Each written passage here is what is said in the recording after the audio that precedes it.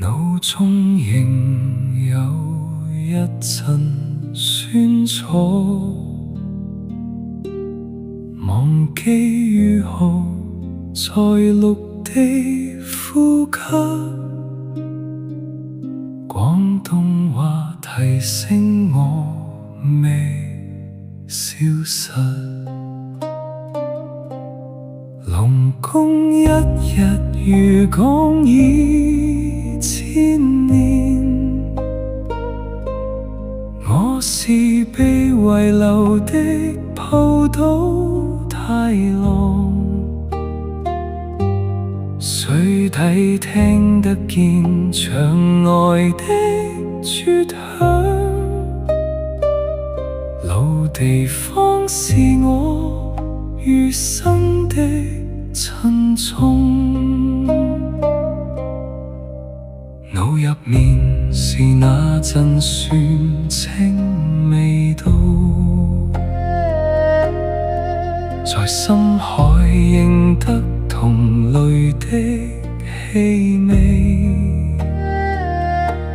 手執起那份褪色的蘋果，眼神入面讀完彼此地圖。海龜在海入面漂泊漫長，但翻不到叫做家的地方。熒幕入面隔着10年的時差，想返回漁港，發現變了殘沙。漁港生活好，但無人講真話，回憶如煙霧入面，淚如雨下。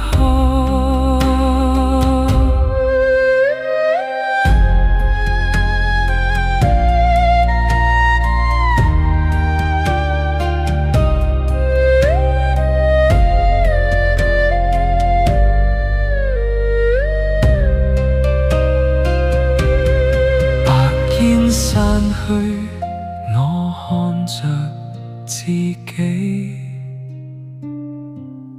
鏡裏面那雙眼睛